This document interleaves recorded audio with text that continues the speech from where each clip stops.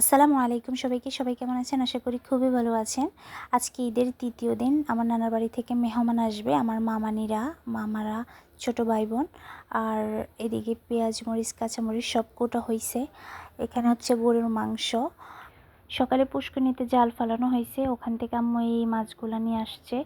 এদিকে দেশি মুরগির জবাই করা হয়েছে। আর এখানে হচ্ছে লাউ পাতা, আমাদের নিজেদের গাছে। আমি যখন ক্লাস 8-এ পড়ি তখন আমি এই গোলাপ ফুল গাছটা লাগাইছি, মাশাআল্লাহ এখনও এই গাছটাতে ফুল হয়। আমাদের ঘরের পাশেই লাগানো হয়েছে। এটা হচ্ছে বেগুনি গাছ, আমার আম্মু লাগাইছে। এখানে হচ্ছে ধনিয়া পাতা গাছ, মাশাআল্লাহ মাশাআল্লাহ, নজর জড়ানো না লাগে। আমার আম্মু পাকঘরের পিছনেই এই গাছগুলো লাগাইছে। এগুলোতে যে এত সুন্দর ফসল আসবে কখনো ভাবতেই পারি নাই। এগুলো হচ্ছে মিষ্টি আলু গাছ, মিষ্টি আলুও হয়েছে, আমরা ওখান থেকে তুলে নিছি।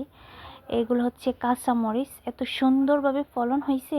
যেই গাছ রোকা হয়েছে ওই গাছ থেকেই ফলন আসছে, মাশাআল্লাহ। এটা হচ্ছে বোম্বাই মরিচ গাছ। কথার মাঝে একটা কথা বলি যে আমার ভিডিও যারা দেখে তাদেরকে অসংখ্য ধন্যবাদ। তারা যদি আমাকে এতটুকু ভালোবাসা না দিত আমি আজ এই পর্যন্ত আসতে পারতাম না।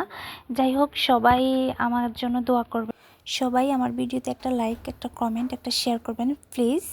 যাই হোক, সকালে নাস্তা খাওয়ার পরে আমি আমার ভাইয়া সহ চলে গেলাম আমাদের ফরিদগঞ্জ চতুরা হসপিটালে, কারণ আমার ভাইয়া বিদেশ চলে যাবে। ওখানে প্রথমে একটা নর্মাল মেডিকেল লাগবে, তার জন্য সবাই আমার ভাইয়ের জন্য দোয়া করবেন যেন ঠিকঠাক মতো যাই পৌঁছায়, আল্লাহ যেন সুস্থভাবে নেয়।